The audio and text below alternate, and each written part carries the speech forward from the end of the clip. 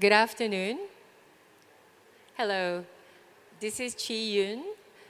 I welcome you today. This is the second session, Global Art Now. And today, after the first session about why Korea, and now we start to talk about Asia Art Now. I do welcome for our distinguished guests, my great friends. They are very happily participating for these wonderful talks together. I think, first of all, I'd like to introduce this wonderful guest.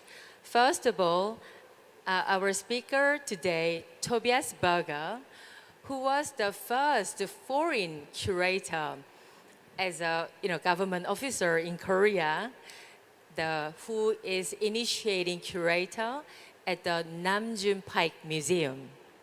And then after making great collection and the museum in Korea, then he moved to a curator at M+ Museum in Hong Kong.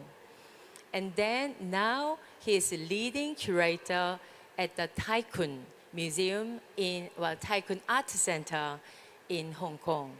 It's a beautiful art center designed by the Herzog de Meuron, by a great Swiss architect. And I think you must visit there, once the door opens very soon. We once worked together in the Venice Biennial, the Busan Biennial, year 2006 together. So it's really great to have him together, to listen to him today. So we welcome him. Give him applause.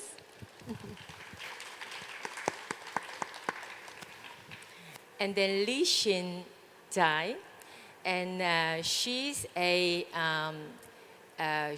is at the moment the senior director at the House and Worth Gallery in Hong Kong.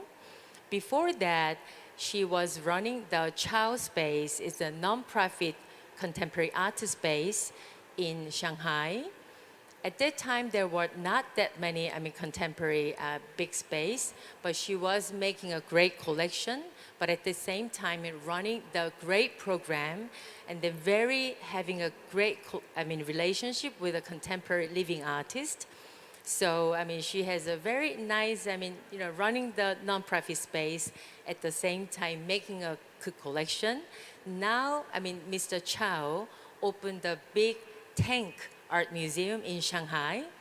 So if the next time if you go to Shanghai, that's one of the destination beautiful art museum. So now she's now making a program in Hong Kong. So she's also giving a share of great insight. As a professional working in last 15 years in art world. We welcome her.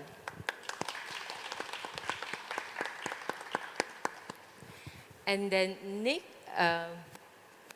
Buckley Wood, who is also very, very known in Korean art world as well, because even he knows all the little restaurants and the place, and even he knows much more Korean artists than me, because sometimes I text him, "Oh Nick, where shall I go? If I come to Korea." And he knows all the small places and all the young artists, best places. He has a much bigger knowledge. That much he knows Korean art world, and then he is the knowledge person. He has been working in the Problem Gallery in Asia, and then after he was a director at the Ropak Gallery in London, and Hong Kong. Then couple of last year he globally announced he became a director in Sotheby, head of sales in Hong Kong. So as a gallerist, as an auctioneer, he has two different world he has been professionally working with. So I think in this panel, I kind of curated. We can listen to various voices from the perspective, from the institution, from the gallerist, and from the auctioneers and gallerists. So in this kind of, various voices, we can approach it to understand of how this ecosystem of the art market has been interrelated, and how this ecosystem we can, understand the insight of to understand of the art market in general. So it's very difficult to talking about one big art market like Asia art market. It's too big, big title, isn't it? Because talking about art world and Asia art market is too bold, is too much.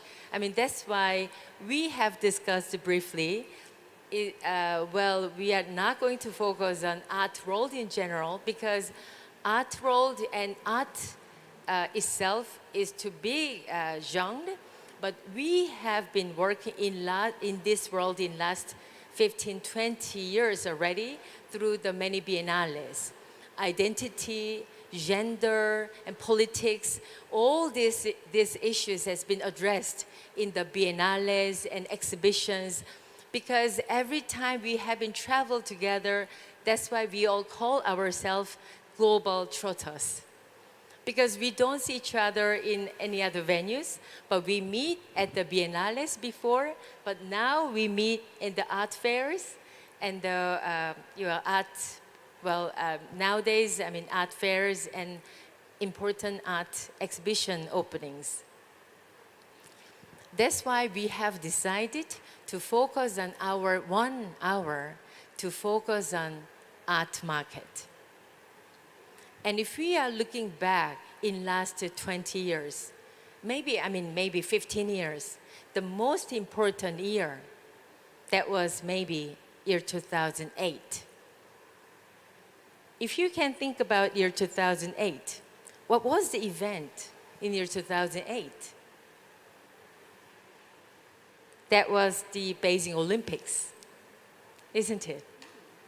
And Beijing Olympics, since then, the world has been really, changed.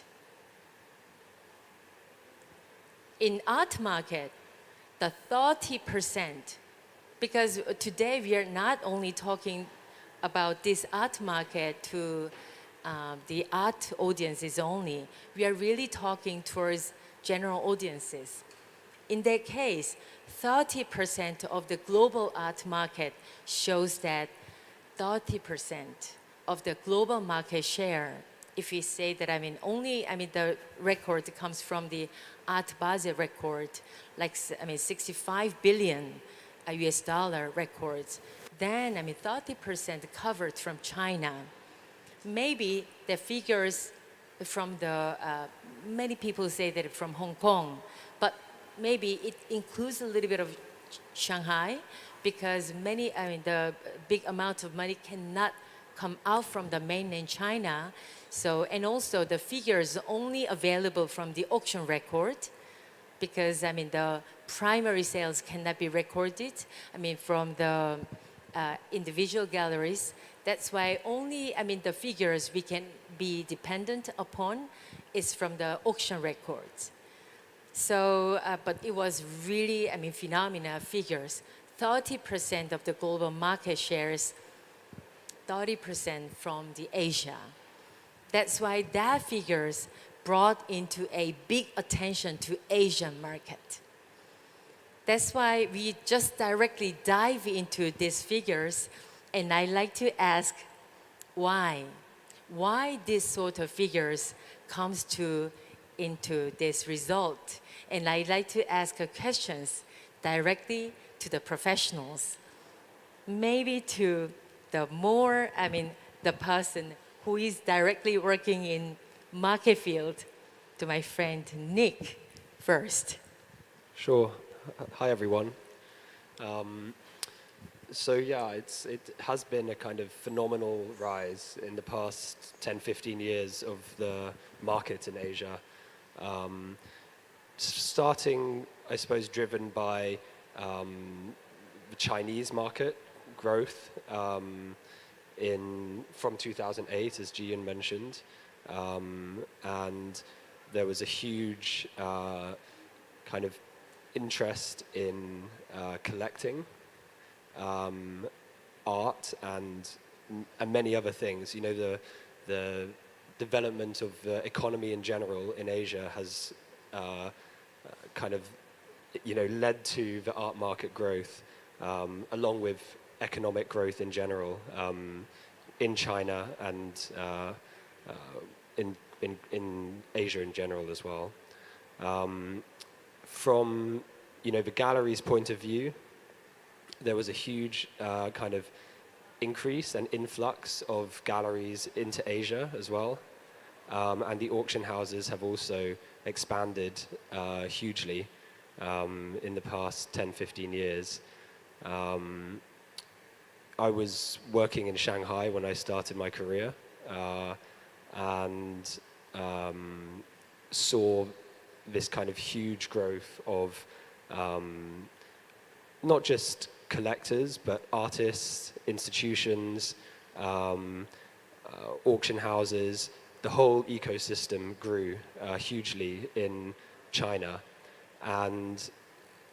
But there was a turning point as well when the first art fair started in Hong Kong, which, you know, professionalized the art fair industry very fast in 2008, and then became Art Basel in 2013.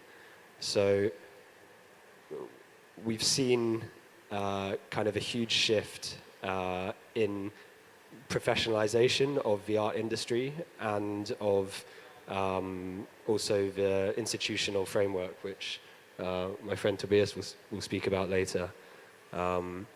So I think this kind of huge focus on Hong Kong for many years was kind of one of the drivers of the industry, and then other fairs also around Asia did very well, in Singapore and in China as well, in mainland, and now obviously Frieze and Kiaf in Korea. So there's also a kind of interesting kind of age kind of figure for Sotheby's last year. 30% of our buyers were under 40 years old. So I think a huge kind of growing young population and also new money coming into the market will continue to drive the market in Asia. I mean, if I have a questions, when the year 2013 at Basel, Hong Kong started it after at Hong Kong, you know, was existing. At that time, the buyers was not a young people. I heard that, I mean, it was much bigger collectors. Hong Kong were there. They actually lead the Hong Kong Art Basel, has been leaded.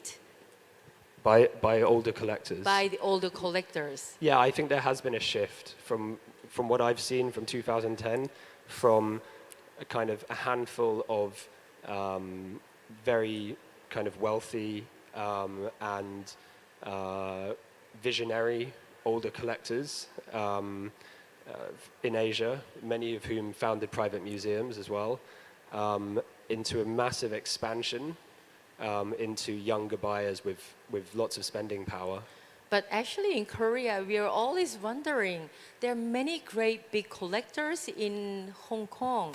Because of them, actually, Art Basel, of course, there was tax reasons and many other reasons, but you know, Hong Kong became world art market in center. But there are not that many museums, because compared to Korea, as in our previous session, we have SUUM Museum, and of course we have public institutions like MMCA and the SUUM and Amore Pacific and Column Museum. We are actually having many public museums and private museums coming up right now. But compared to Korea, I think much lesser museum, like now we have M Plus and Tycoon. But in that sense, what was the main, impetus of, Hong Kong, I think, the importance of a Hong Kong market? I mean, on a very fundamental, basic level, geographically, it's very convenient. Exactly. And it's connected to China. Yeah. So, the Chinese can access it very And easily. the financial center? And yes. it's a financial center and a transport center, and it's, as you mentioned, tax-free. So it was really a market city. And we always knew M Plus was coming. And, now Tycoon is there as well. Two great institutions. But really from 2010, it was a market center. So it's different from Korea. It's much smaller, obviously, just Hong Kong by itself. Rent is extremely high. Exactly. And the cost of buying a building is extremely high. So it's difficult to, for private individuals to start a foundation or a private museum because it is so expensive, and also for artists to stay, it's also, and Korea is much bigger, and it has a I suppose more well-rounded art ecosystem in a way, because there are so many artists here, institutions, art schools, and arts professionals. So I think that's the distinction between Korea and Hong Kong. Okay. In that case, still I have some, I need some more answers because I think 30% was my really big, questions. How these 30%, can be, coming out from China, because I met the Philip Dupuy founder, and I met Philip, and he said that they're really big market, but they cannot get the money out from the China. Also, Christie opened the office in Shanghai, but after they opened it, they closed down because they cannot. They made a great success, but they cannot bring the money out of it, so they closed down right away. So in Shanghai, so. That's why I know that there is a big market share, but how this these market has been sustained. So maybe Lihsin, you can also talk about what is the big force behind it. Hello everyone, can you hear me? Okay, so I'm very grateful June bring up 2008, and then that's when Beijing Olympic took place. And I just want to share with you some memory. I was born in Beijing, grown up, and by then I was in Beijing for the summer. There's one big phenomena then is that, auction markets are going crazy. If we look at not only contemporary art, the antiquity are extremely expensive. That's why when we look at all this reference of those numbers, the reason why it's really high is because antiquity really rocket. I believe for Sotheby's, for instance, back then, antiquity should take probably 80%, if not 90% of the full amount. And that's also, I want to mention, Beijing Olympics economic booming in China, which is also very soon the economical crisis in US, and then again come back to everywhere in the world. So 2008, 2009, we see an extreme rocket, peak of the market, high price, never seen before, super crazy auction records for a lot of artists, especially Chinese ones. And then after the economy crisis, we actually see a very interesting shuffle, which means, for instance, some artists were not yet, the auction start to get attention. For instance, Zhang and Li, who are more very much known in the primary market, and then also collector-wise, which actually I work closely with collectors before I joined gallery. They say 2008 and 2009 are actually the best time that you can buy the top quality art.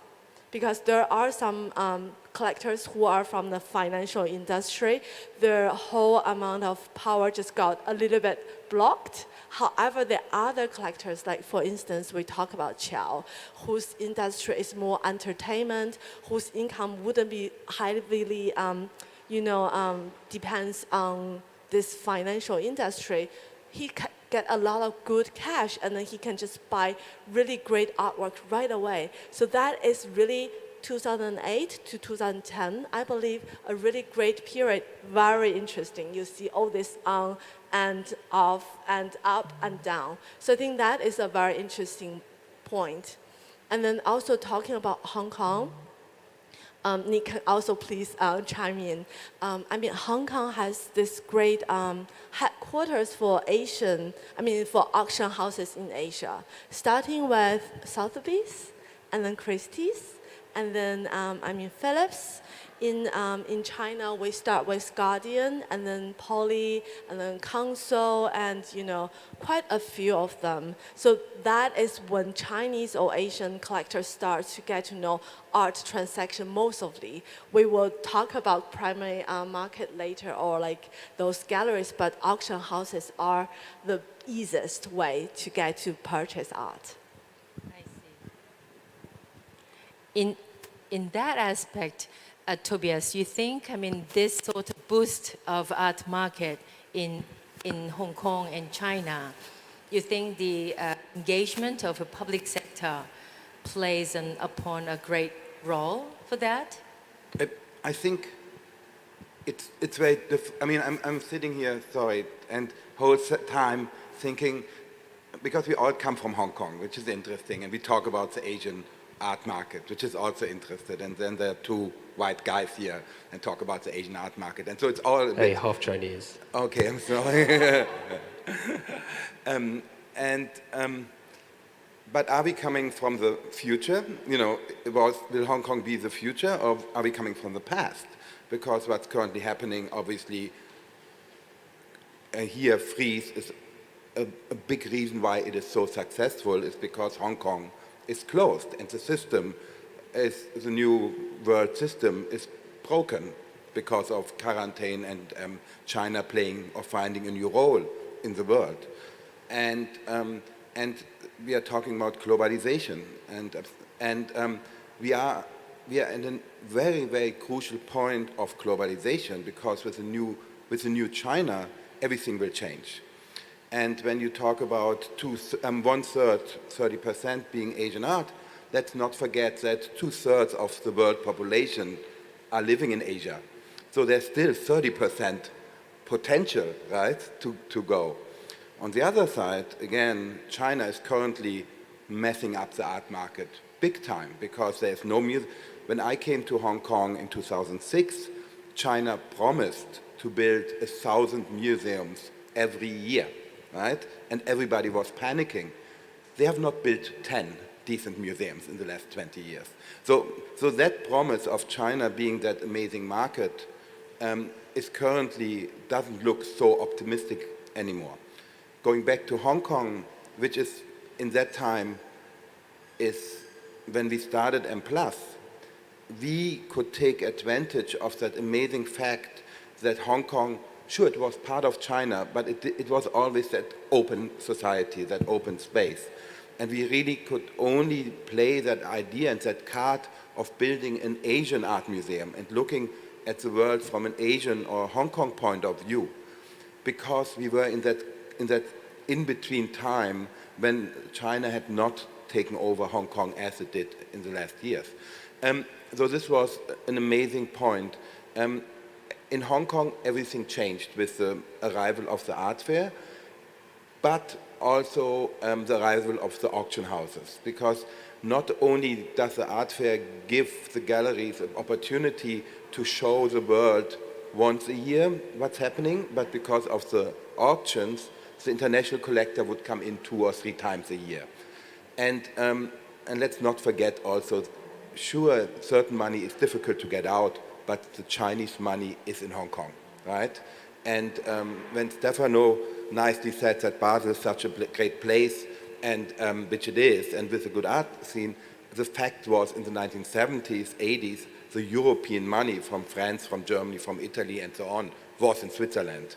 And it is no surprise that the biggest sponsor of Art Basel was always a private bank. And the same situation we have in Hong Kong.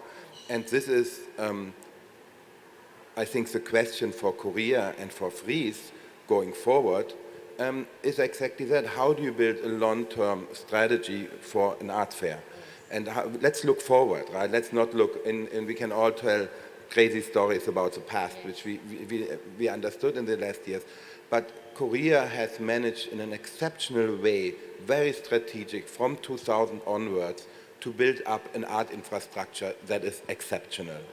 Right? They have built, and I remember coming here in 1999, they were talking about alternative spaces. They build them up from the alternative spaces, like James said, and then into the museums, into the private museum, and that is phenomenal. The question is if they can keep Fries or not, but maybe they don't, it's not the main point. The main point is that Korea, especially Seoul, has developed an amazing art scene in the last 10, 15 years, in 20 years, never done before. Japan took like 30, 40 years, Korea took 20 years, Hong Kong took 10 years. Let's see who's the next one who makes it in 5 years, right? It's like, is it Jakarta, is it Bangkok? That's the question.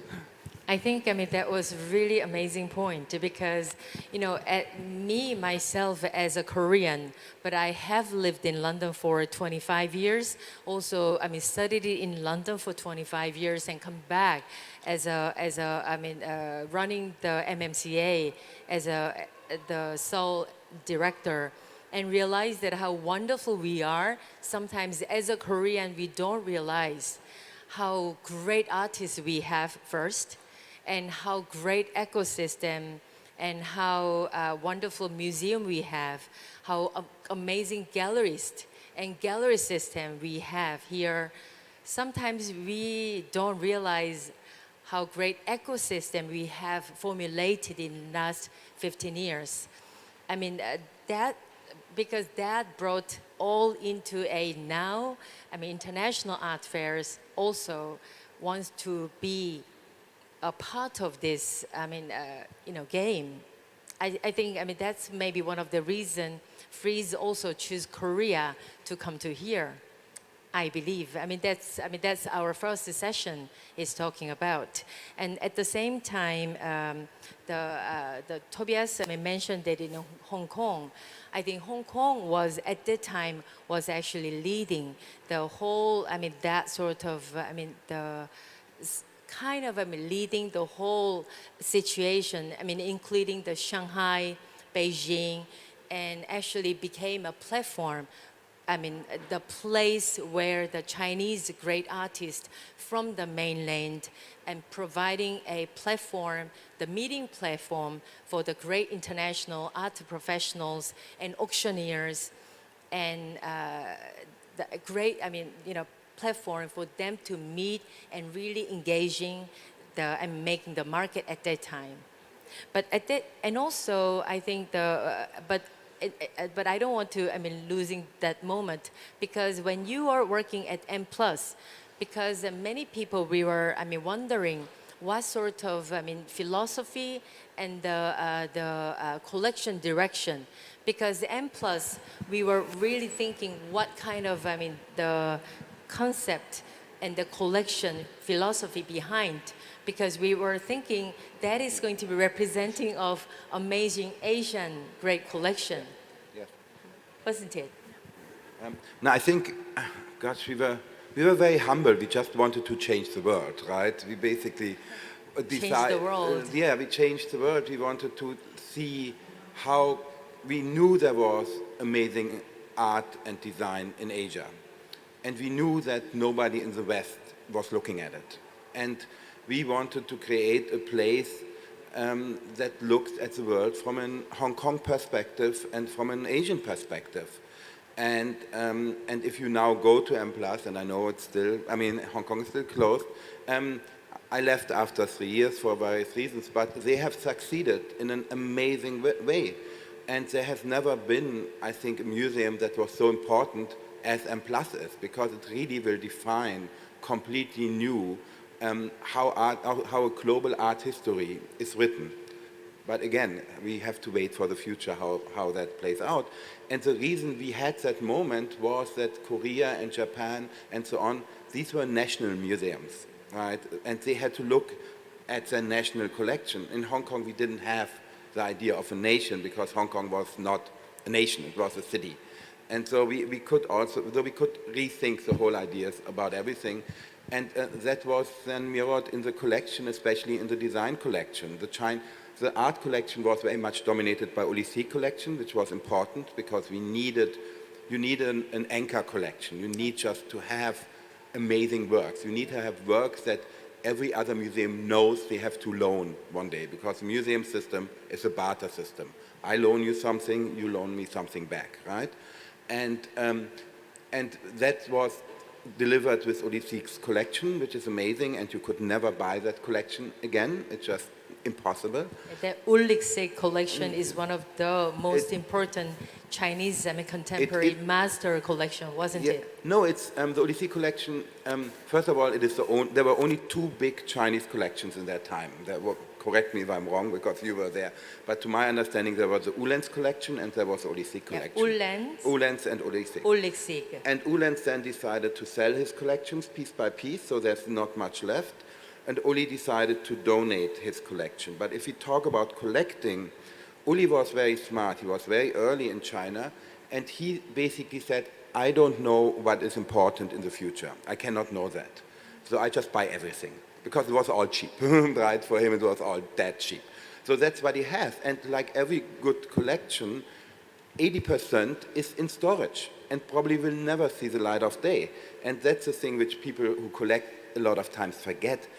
You don't buy only masterpieces. The big collectors only show you the masterpieces, but they never show you the 80% storage that they kind of embarrassed about after a while.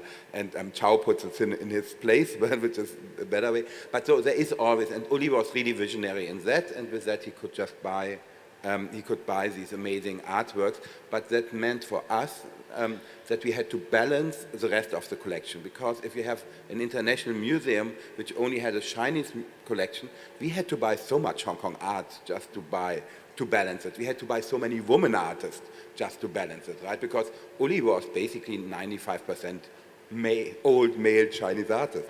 And so it also, so it made collecting very strategic, and that was maybe also the good thing about it.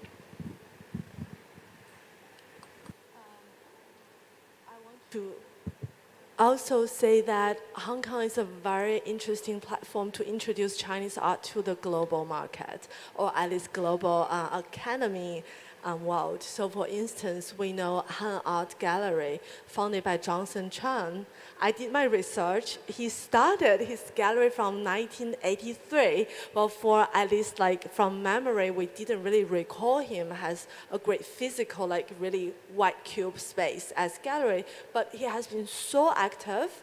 And, we also represent Zheng Fanzhi nowadays globally.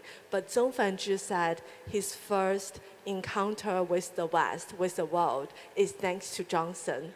The gallery showed him in Hong Kong in 1993, and then he very soon after has been included in Venice Biennale, and then so when we're doing again, maybe 30 years later, or in Hong Kong for Zheng Fanzhi, he said, I feel this is like an odyssey. I came back. I introduced my most experimental work now here in the East instead of in the West. So it's very interesting. A lot of artists like Zhang Xiaogang, Fang Lijun, Yue Mingjun, Wang Guangyi, you name it. All of these Chinese names first got to know probably at Hong Kong, thanks to Johnson, or he brought them to Biennale with the presentation. And then that's what we always consider Hong Kong as East meet West. And us, I always joke, we moved to Hong Kong because we work in the art field. I also have a great memory with Johnson Chang, because Johnson came to Royal Academy in year 2001 with Zhang Xiaogang and Zhang Fanzi, with small drawings. In the Royal Academy, he made a nice presentation in a small room. I found out one leaflet and I heard that, wow, Chinese artists make a lecture. So at that time I was studying, and I went there, I saw that even their drawings were $2,000. So I was very, touched. One dealer, one gallerist come with the artists, talking about their art. It was a very touching moment. And also he actually sponsored my Korean artist exhibition. As a Chinese artist, a gallerist, say that I'm young curator, I like to show Korean artists. He said that, why don't you do that? He said that he wanted to sponsor the exhibition in London. So that's why, there was a couple of beautiful individuals were there. Yeah. Yeah, I'd like to pick up on, Tobias mentioned that there are these two European collectors who were buying Chinese art since the 80s and 90s. And there was a kind of, there's been a movement away from kind of Western collectors buying Asian art, and then Chinese collectors also buying Chinese art. And these trends that we see in the art world or in the art market with Chinese contemporary art, which had a huge peak post 2008, yes, as we were talking about, and then like a trend for female artists now in the market, which is also led partly by institutional focus on women artists. There was Danse Quoi, yeah, which was a global phenomenon. yes, In the art market a few years back, mm-hmm, although it has been very well known in the Korean art market, yes, for a long time.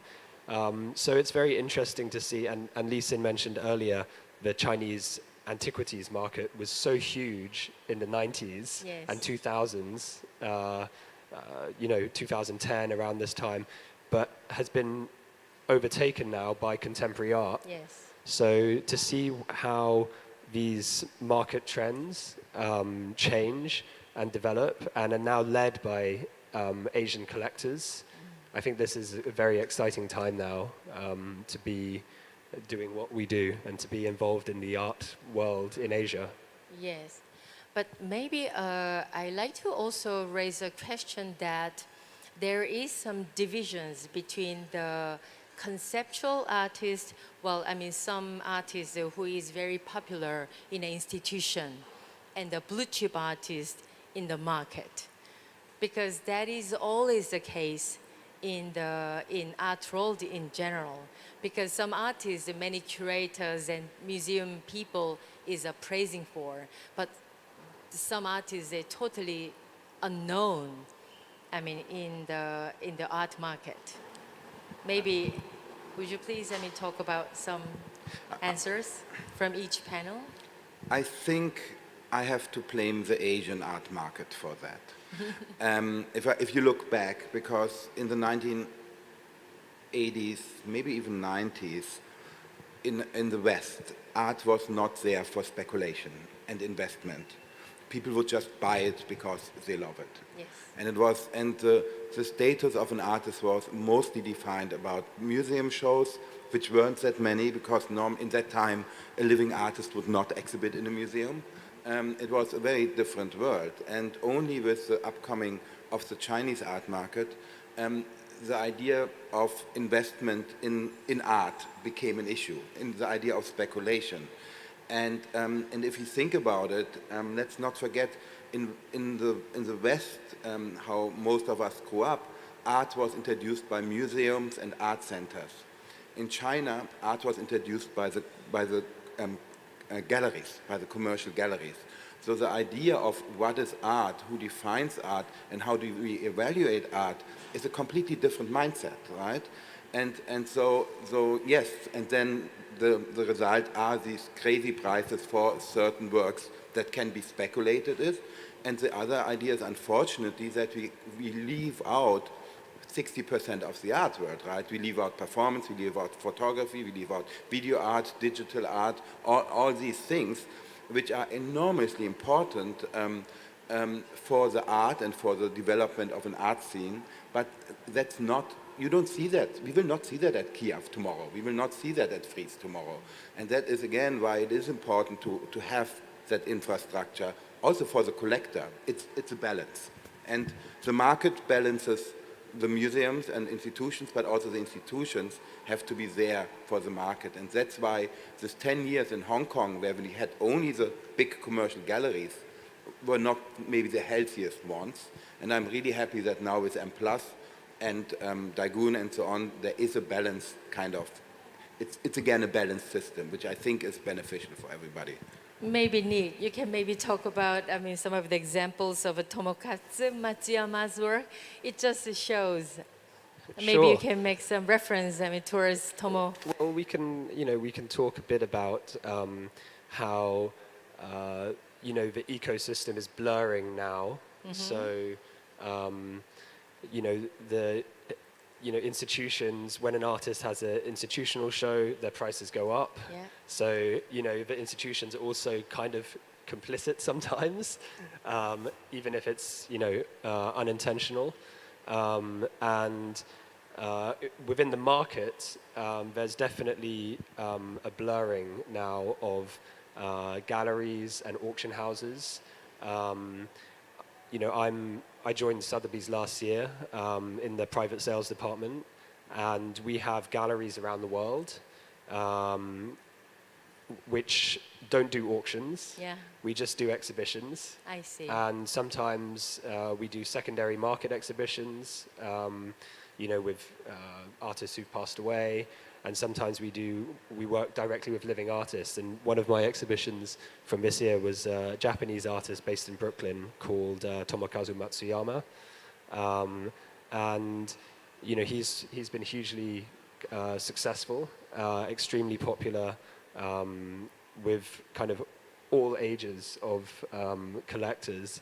And, when we decided to do the show, I was expecting a huge response from young collectors because his work is, extremely pop, inspired by kind of manga, and his experience is living in America, so it's kind of references to Eastern culture and Western culture. But does he have many museum institutional exhibitions? He has had a few. He just had one in Long Museum in Shanghai, and he was being collected by LACMA. But I was very surprised that most of the works were collected by much older collectors, even in their 60s and 70s, some of whom have, collected Impressionist works, Monets, and kind of ink painting as well. So it's very interesting to see how tastes are changing, but also led by what is seen to be popular in the market as well. We do have to retain this balance, as Tobias was talking about, between kind of showing more conceptual or like highly political or critical work, which the market generally doesn't like. If you see who are at the top of the Asian art market in the auctions, we have Nara, who's, I suppose, a kind of colleague of Matsu in his style. Kusama, who also has a kind of East meets West, and also, Chinese artists, Zheng Fangzhe, like Lihsin, who Lihsin works with. These artists are extremely popular in the market. So there needs to be a kind of balance between the institutional support and market-only artists to maintain a healthy ecosystem. I see. What do you think? I think in terms of balance, those super commercial artists / super historically important or academically important, like our program is a very interesting example. House and Works is really well known for working with artists and also artist estates. We are working with around 100 of them. And then also, as we know nowadays, women artists are quite the trend. But imagine 30 years ago, when the gallery founded, women artists really very much loved by our founder, especially Ursula Hauser. But not yet, really not yet that much popular. It is a long way to really bring them back to light. Like Louise Bourgeois, today we talk about her. Everyone know Jenny Holter, Eva Hess, Lee Lozano. I mean, still today we're working very hard to still bring them back to the attention.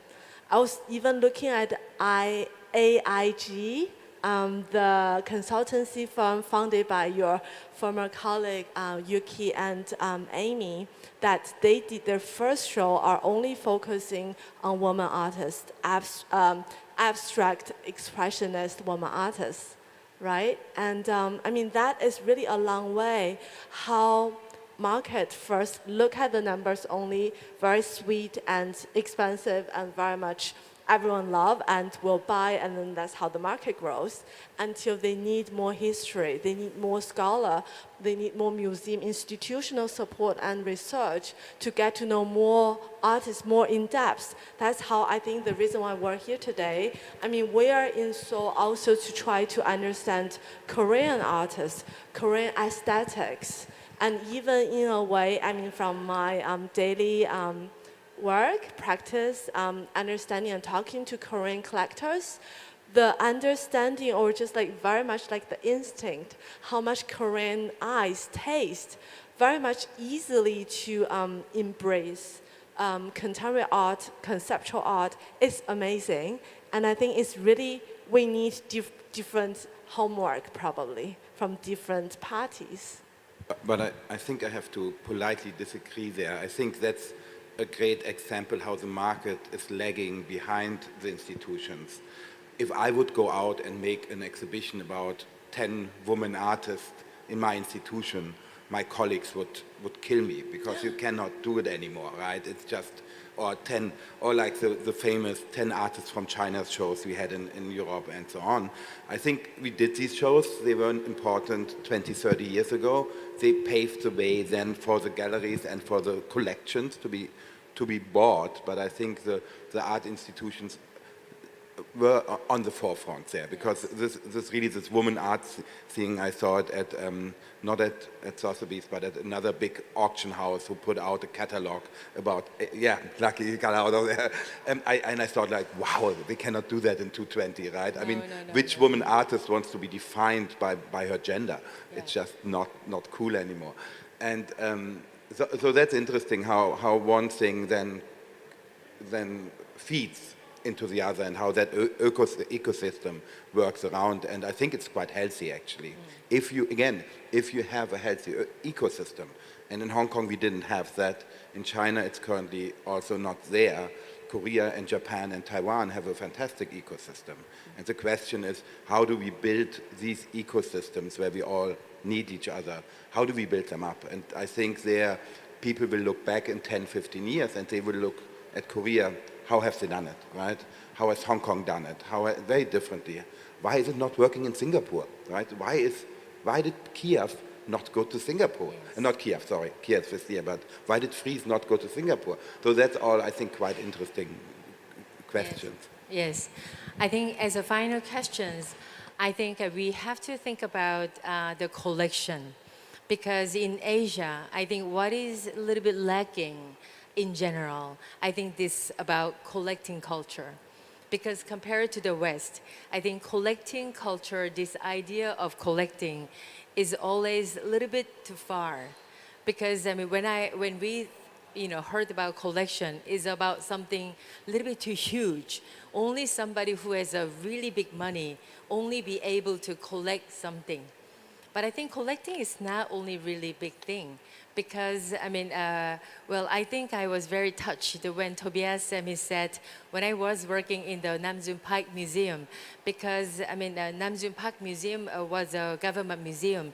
We didn't have that much money, but I mean, when he started working there, he actually started to collect a wonderful Namjoon Park archive and all the great letters and the very important archives he has collected. That's why we have wonderful archive collection there. That's why I was very, happy, and he had made a great collection in our, heritage in a way. So I think, in that aspect, I want you three is talking about the collection ideas for our young collectors to be, because I think Frieze, Kiev, all these, great art fair comes. I think, as Nick said, the collectors even in Hong Kong is under 40 years old, is more than 50%. And now in Korea, 50, 60% of the collectors is actually like 30s and 40s. It's incredible. I think that's why this sort of education and sharing of understanding of art market is also very important. In that sense, maybe my distinguished guest, maybe you can talk about your idea about collecting things. Sure. I think today there are so many different types of collectors and investors and buyers, art funds. There are kind of many different models we can follow. Collecting, making a collection in the kind of, Western sense is probably slightly different to, in the Asian sense. But, in China, in Korea, people have been collecting beautiful objects for hundreds and hundreds of years. And perhaps before it was more to collect for your own personal enjoyment and for your small circle of friends. And now we have, collections where people open huge museums and huge buildings and show to the public. So it's more like public service as well. I think, when building a collection, it's super important to kind of see as much as you can, go to as many institutions, as many galleries, as many auction houses, talk to as many people as possible. And there are different, strategies as well. At the auctions, you can buy, everything from $100 million masterpiece by an impressionist artist down to a couple of $100. So there's really something, for everyone. And again, working with if you work with a gallery or you collect from galleries, it's a very rewarding experience to build a relationship with the galleries, with the artists, to learn about the work of the artists. And again, at every level, there are emerging artists for $1,000 up to, again, millions of dollars. So I think that's the kind of joy of collecting, and it's in our kind of DNA. We want to own things, and we want to appreciate beautiful and thought-provoking things. Yeah. I'm sure Lihsin would agree. I absolutely agree. Well, so from my point of view, as Gio mentioned, my experience starting from making collection. So I work with first job working for Modern Media Group, whose chairman is actually the honorary chairman for Art Hong Kong. So since my first job ever, I've been working with corporate collection and then also really talking and learning about the market, about what is on the market, about the artist. And then later working with Mr. Chow. Now you see in the background, maybe sometimes you see this wonderful museum made of 5 oil tank spaces and ranked 19 of the top 50 museum architecture in the last century until now. So that is also building collection. But what is really enjoyable, as Nick always says, is enjoy the experience, is the interaction with the artist. You know, I feel just for contemporary art, I cannot say modern, but contemporary art, really, we are living in the moment. We really get to look at the artworks, and we also have chance to talk to the artist. So one of the photo we shared, you can see me still with long hair, was a group show that I curated. It's called In the Studio. So that are the artists that, Yan Peiming, Zhang Xiaogang, Jia Aili, Liu Wei the Jr., Zheng Fanzhi, Liu Xiaodong. So all of them, actually, we reach out to them and say, how about you express your own studio to the audience? Because we all know the studio are the secret place that sometimes artists doesn't really want to open the door for you. But in a way, how do you express your studio? Because this is really by invitation only, based on long time friendship and then also collection building. So they all said yes, we're so honored. And in the end, I think it's also really how lucky we are today collecting contemporary art and actually building art together with the artists, and then also collecting their brainchild. I think that is something very much also part of making collection, the experience, the story with the artists we share. Okay, I'm just going to disagree for the fun of it. No, look where we are sitting. We are sitting in that amazing architecture of libraries. And we, as an art center actually at Daegun, we don't have a collection because we are part of the Jockey Club and we don't want a collection. We don't think. What we do have is actually an artist book collection. An artist book is not a catalog. An artist book is a book made by an artist as an art object. Yes. And it can only exist as an art object. And we have an amazing collection and the artists love it. It's a very powerful tool for us. But, and that's where I disagree, they start at $10, right? You can start your collection with $20, with $10. The Namjoon Paik collection you just mentioned, what happened, to say it quickly, Gyeonggi-do government bought all the big pieces of Namjoon Paik because he had to pay his tax. And what they forgot is to do a museum, you also need posters and photographs and all this documentation. And again, that stuff is super cheap, right? You get still a Namjoon Paik 1960s poster from an exhibition for $10, $20, $30. So you can go, and that's where the real collectors start, and the passionate collectors and so on. They want to have every Araki book that was ever published, right? They want to have all that. And these are beautiful people, and they are often, when we talk about collectors, they are forgotten. And the biggest two things. People always think the Museum of Modern Art in New York is the most important museum in the world. And then I talk about a collection that is on the internet. It's called UBU, U-B-U. And if you don't know it, it's the most amazing collection of concrete poesy, sound art, video art, every kind of art you can digital archive. And it is put together by a poet. And he had zero money. And he put together the most important collection in the world. And I say that because this collection can be accessible everywhere, right? You can, if you live somewhere in India, in the suburbs, or if you live in China and so on, everybody can go on to UBU.net and has access to the most important art in the world. Yes. And it's that amazing resource. But it's just come together out of poor passion and poor kind of a distrust in copyrights, but that's another discussion. But so this guy made the most important collection in the world, I would say, but with zero money. And I think in that spirit, to finish that, and that's why that slide is, when we did M+, we talked to, I think, one of the most important Korean artists, Yang Hae Chang Heavy Industry. And again, Yang Hae Chang Heavy Industry have all their artworks on the internet. You all can go down, see it, enjoy it. And we made a deal with Yang Hae Chang. We said, we give you X amount of money. It wasn't a little, it was quite a bit of money. But we buy your complete archive. We buy every work you ever done. And we will also buy every work you will ever do.